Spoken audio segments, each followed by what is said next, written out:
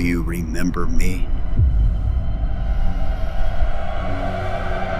Because I never forgot. तो भाई ready हो जाओ, क्योंकि अगर ये प्लॉट लीक सच निकला ना तो एमसीयू का सबसे डार्क, सबसे ब्रूटल और सबसे इंसेन चैप्टर शुरू होने वाला है। आज हम बात करने वाले हैं एवेंजर्स डूम्सडे के फुल लीक्ड प्लॉट की, जिसके बारे में रिपोर्ट्स आ रही हैं कि इंटरनली डिज्नी ने एग्जीक्यूटिव्स को दिखाया है और उनको काफी पसंद भी आया है, लेकिन साथ ही साथ कहानी काफी हद तक लीक भी हो गई है। लेकिन उससे पहले एक बात क्लियर कर दूं पहले ही, ये ऑफिशियली कंफर्म नहीं हुआ है, लेकिन मल्टीपल इनसाइडर्स इस वर्जन को सबसे एक्यूरेट बता रहे हैं, और अगर ये सच है तो हम इमोशनल भी होने वाले हैं और शॉक भी। तो चलो शुरू करते हैं।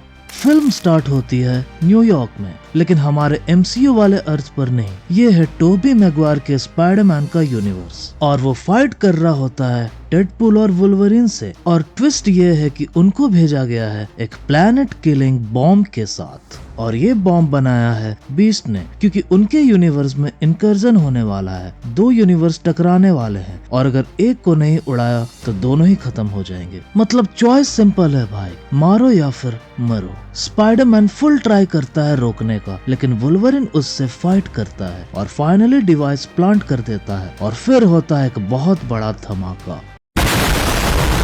स्पाइडरमैन, वुल्वरीन और पूरा अर्थ सब खत्म हो जाते हैं। भाई फिल्म के स्टार्टिंग में इतना बड़ा इमोशनल पंच मिलता है, बस डेडपूल बचता है जो पतली गली लेकर निकल जाता है। फिर सीन कट होता है एक्समैन यूनिवर्स में, जहां प्रोफेसर एक्स डिस्ट्रॉयड अर्थ को देख रहा होता है, और उसके फेस पे गिल्ट और दर्द साफ दिखाई देते हैं। और यहीं से मूवी का कोर थीम सेट हो जाता है कि क्या सर्वाइवल के लिए दूसरों को मारना सही है। फिर सीन शिफ्ट होता है टोनी स्टार्क के फ्यूनरल पर, जहाँ पे आयरन मैन को फाइनल गुड बाय बोलने के बाद स्टीव स्टोन्स वापस करने जाता है टाइमलाइन में, लेकिन वापस नहीं आता। वो पेगी के साथ रहने का डिसीजन लेता है, और वहाँ पे उनका एक बेटा भी होता है जिसका नाम होता है gym. Perfect happy ending right? नहीं, एक दिन उनके घर आता है लोकी, और ये सीजन 2 फिनाले से पहले वाला लोकी है। वो स्टीव को वार्न करता है कि टीवी इस टाइमलाइन को प्रून करने वाली है, क्योंकि स्टीव का वहाँ रहना अलाउड नहीं था। लोकी उन्हें एक ऑप्शन देता है कि मैं तुम्हें एक ऐसी यूनिवर्स में भेज सकता हूँ जहाँ तुम एग्जिस्ट ही नहीं करते, और वहाँ पे तुम बिल्कुल सेफ रहोगे। और ये यूनिवर्स होता है फैंटास्टिक 4 का। और जाते वक्त लोकी स्टीव को एक स्पेशल कार्ड भी देता है, जो शायद temp pad type locator device हो सकता है। उसके बाद 10 साल बीत जाते हैं।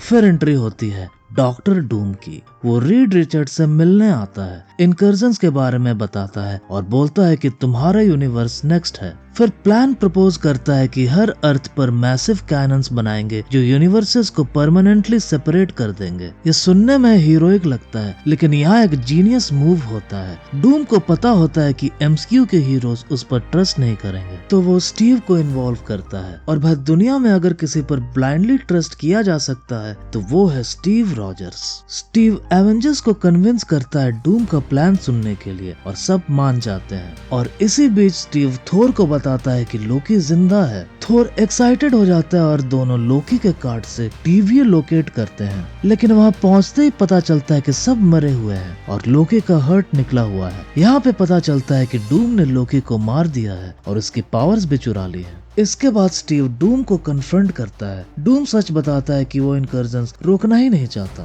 वो चाहता है कि सब यूनिवर्सेस कोलाइड हो जाए, ताकि वो यूनिवर्स को अपने इमेज में रिबिल्ड करे, अपने डेड फैमिली को वापस लाने के लिए। और ट्विस्ट और डार्क हो जाता है जब डूम स्टीव के बेटे को उसके सामने मार देता है। और अगर ऐसा हुआ ना भाई, तो क्या ही बताओ यार, नेक्स्ट लेवल हो जाएगा बिल्कुल। और फिर फाइनल बैटल होता है लैटवेरिया में, जिसमें एवेंजर्स, फैंटास्टिक 4, एक्समैन सब मिलके एक साथ आते हैं। थोर ओडिन से प्रे करता है और वल्हाला की आर्मी भी आती है। फिर मैसिव वार होता है। उसके बाद यूनिवर्सेस कोलाइड करते हैं और सब मर जाते हैं, बस डूम बच जाता है। फिर डूम लोकी की पावर्स यूज करके एक नई रियलिटी क्रिएट करता है, यानी कि बैटल वर्ल्ड बनाता है। उसके बाद डूम सबको रिजरेक्ट करता है, लेकिन मेमोरीज इरेज कर देता है। सबको लगता है कि यही उनकी असली दुनिया है, और डूम बैठा हुआ होता है अपने थ्रोन पर, गॉड एम्परर डूम बनके। और यहीं से सीक्रेट वॉर्स का सीधा सेटअप होता है।